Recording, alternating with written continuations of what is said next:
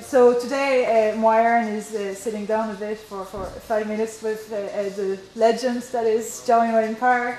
10 times world champ, all round fighter, all round good guy. Yeah, I saw that somewhere. And hard as nails, Mr. PARR. I'm going to say Mr. PARR from now on. And so thank you so much. We're very honoured that you took the time to sit down with us for a little while.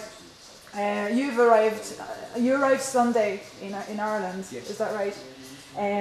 I can tell you the Irish fighting community has been shaking with anticipation to meet you, and that selfie with the Cork airport. I'm sure it's on Martin Horgan's mental piece as we speak already, so that's really weird to see actually. So what have you done since you've arrived? I know you had a few seminars around the place. Yes, but so far the 2 seminars here in Dublin and also in Cork with Martin, and just jet lag. So it's a 30-hour flight with 4 planes. But so far, every single person that I've met has a big smile, very welcoming. I feel like I'm almost in Australia with how welcome everyone is to me. It's so nice. And people not even in the Muay Thai, just in the hotel.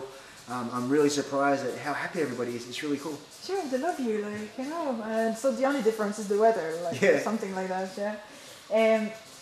So you're in Ireland, I think you're really loved because the way, Irish people love hard-working fighters, people who don't dodge fight, people who accept tough challenges, people who are happy in the ring as well, happy in the cage, happy to fight, who are finding happiness in there as well.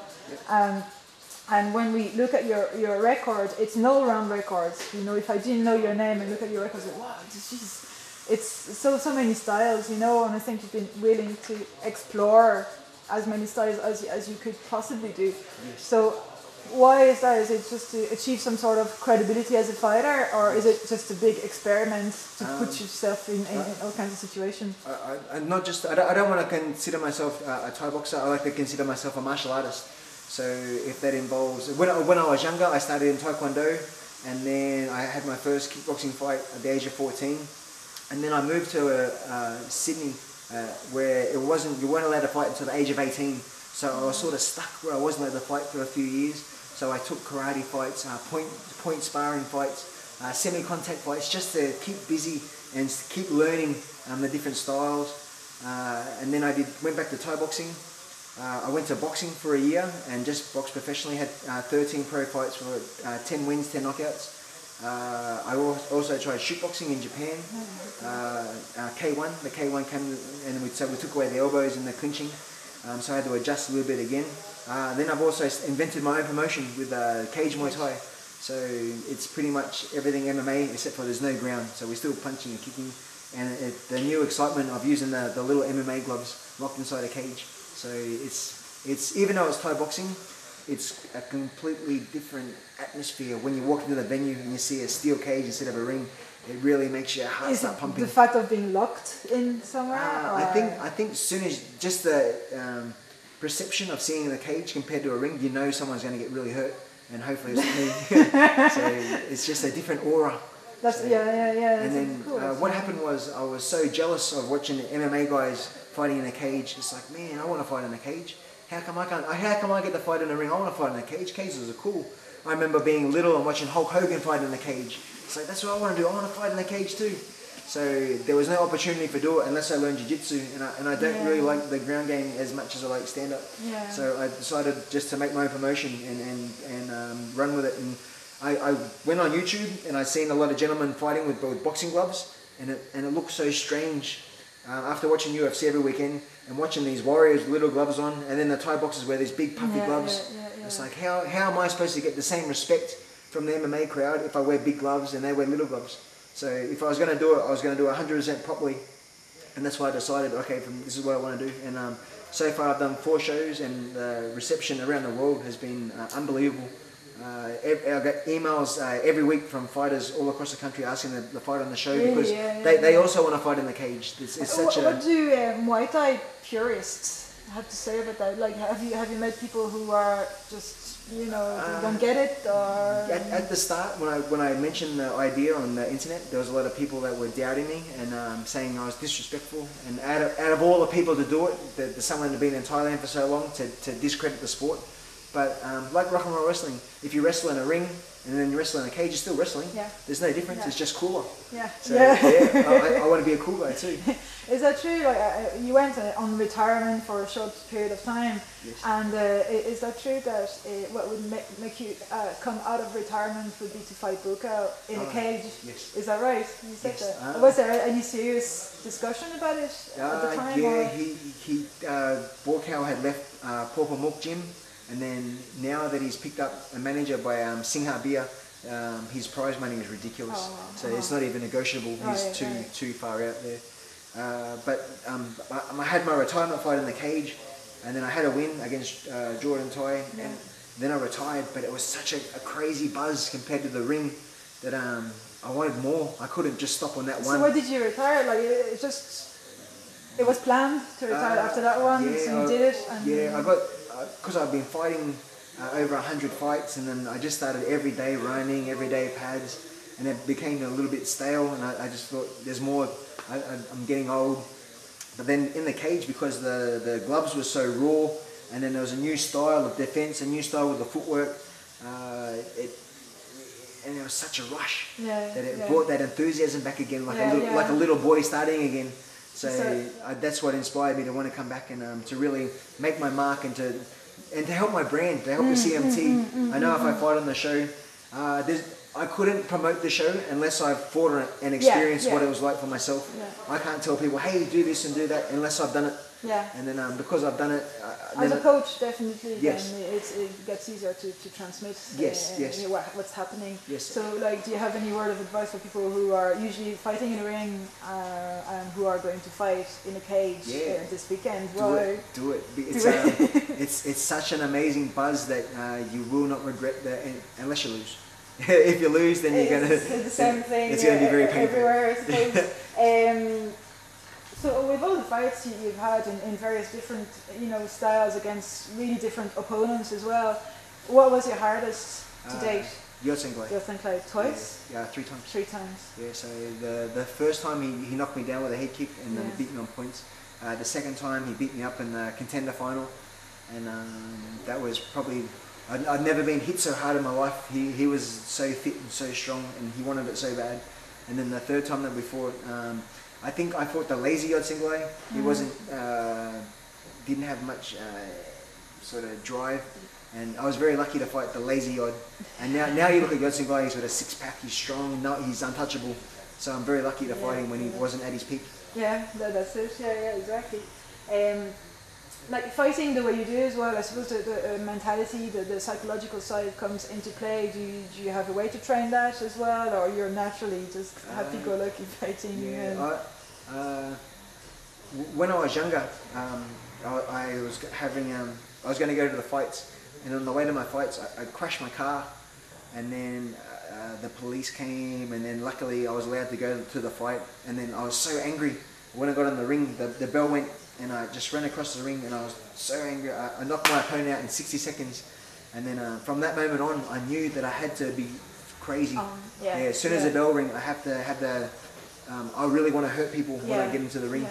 So you psych yourself up a little bit before. That was about 18 years old. So ever since that moment, I know from now on, I have to destroy people.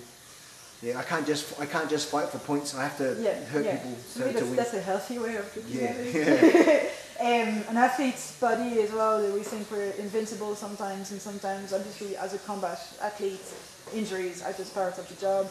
And your last injury against Toby was awful. We all remember, we all shared the picture of you. Jesus, that must have been the sorest you've ever had. I've been very lucky. So far I've had 290 stitches from fighting with elbows. But that only takes 1 week, and then you heal and you train again. But because he broke 2 orbital bones, and now I have nerve damage, so even 5 months later, I still have pins and needles on the left side of my face. So I'm still waiting for it to come better. But I want to fight again, but I'm not sure. Next year, I suppose. Hopefully next year. More caged. I like to fight in the cage. Yeah, yes, yeah, for sure, that's your for thing, sure. isn't it? Like, what is the people hurting business? What do you talk about when that's public speaking, right? Oh, my You public talk to- speaking, yeah, yes. yeah. I've just started doing the public speaking. I've done 2 so far. Both times I've had 150, 200 people, and then just taking people on a journey from when I went to Thailand as a 19-year-old in the mid 90s, when back then it wasn't accepted that white people went to the Thai camps. So I had to really struggle. I moved to Bangkok where no one could speak English. I had to lose sign language for the first few months until I learned how to speak Thai. Now I speak 90%. I lived on the floor. I had no hot water, no bed, and training was 7 hours a day. And then starting from 1,000 baht of fighting in small country stadiums, all the way up to winning 1 million baht in a world title. I won 2 world titles in Bangkok. And I also won a trophy from the Prime Minister of Thailand. So that's probably from nothing to the very peak. It's big recognition, definitely. And then when I won the S1, the next day walking around MBK shopping centre, I had little kids running up, hey, can I get a picture? Taxi drivers, tuk-tuk drivers. It was such a buzz to be recognised by the Thais for their sport. So it's it was like a dream come true. Yeah, and what would you like people to come out with once they've heard you talk for whatever, is it an hour or Yep. do you have a message like that you'd like them to keep with them once they come out of there? Just don't give up on your dream. Yeah. You know, there's so many times where times were crazy and I was just like dirt. But I kept my eye. I wanted to be a world champion so bad. I wanted to be famous so bad. And what do you get for speaking of it? Except the money that people are I- paying. Just to take people, when I laugh, the whole room laughs. Yeah. And when sometimes I lose a few people on my journey, and it's very emotional, and I can see people in the crowd wiping tears from their face. So it's amazing that I've done a few other little ones just for charity, and then nobody talks, nobody eats, nobody plays on their phone, and I see all eyes. And then after I finish talking, the manager, he comes up and he says, it's impossible. Every time, everyone's always talking. You manage to stop the whole room, because I think people like hearing about fighting, hearing about the struggle, the cuts and the bruises and the hospitals and winning, coming back and dusting yourself off and keep going. It's storytelling time, isn't it? It's cool. It's a real thing. Like I'd love to go to one. Footballers tell their story and people turn their back. Whereas as a fighter, people, I think they just really like the... I think especially if they see that you're healthily happy about fighting, do you know what I mean? Like, I mean, it oozes. It's just I also have photos and highlights, so as I'm talking I show the picture. Oh, yeah, so right. as I'm telling you, you can actually see that I'm not making it up, you can see that I'm where I am. So it feels like you're with me as I'm talking about it. Some people ask questions, through Facebook and sending it to us to ask you. Okay. So I have a silly one that's probably not going to make the edit, and the real one. 3 words to express what fighting means to you. Fighting means to me. What does fighting mean to me? Fighting is life. Yeah, that's everything I've known from the time that I could walk. For some reason, I've always wanted to be a fighter. I didn't want to be a doctor or a fireman or a policeman. I wanted to be, I didn't care if I had to be karate, a ninja, anything, but I wanted to fight. And I wanted to be the best. Even in grade 1, I used to wrestle and rock and roll wrestling, and then Karate Kid. I want to be Karate Kid, then kickboxer. I want to be kickboxer. So fighting is life. Fighting is everything. It's everywhere in your life, anyway. It's not just fighting. It's just the lifestyle. Yeah. Waking up, training, starting the day after a big run and your session, you feel alive. And then I'm lucky enough that I can live off my fighting, and then I can spend all day with my family. I train in the afternoon, and now my daughter, she likes to train with me.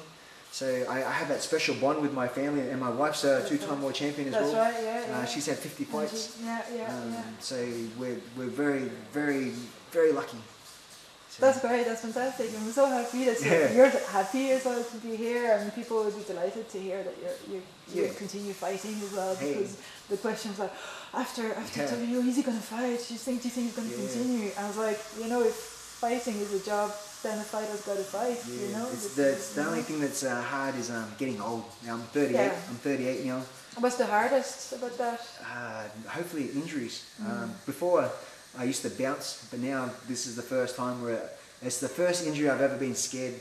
It's the first time having to go to hospital and staying in hospital for 4 nights, and wondering if I'm going to have an eye operation and arms and legs and ribs. It's okay if it heals 1 week, 2 weeks. It's okay. But when it's your face and your eye, then it becomes. Is that your body telling you? Do it again, maybe, but yeah, I don't want to, because it's still pins and needles now. I don't want to aggravate it anymore. They make it worse. So it just feels pins and weird. Needles all the time. And then if I touch here, I feel it here. If I touch here, I feel it here. I can feel it go across like this. So yeah, it's That's really mad, isn't it? yeah, it's not cool. We'll leave it at that. We'll probably leave with fighting is life. Oh yeah, I wanted to give you. We made t-shirts. So that's me. I don't want to be on the camera. But it's the first Eireann t-shirt ever. And you have it. I don't even have one yet. We're waiting for us to arrive. So that you have the first one, and nice. that's it. And thank you very much. Thank you. We'll see you ringside on Saturday. Yes. And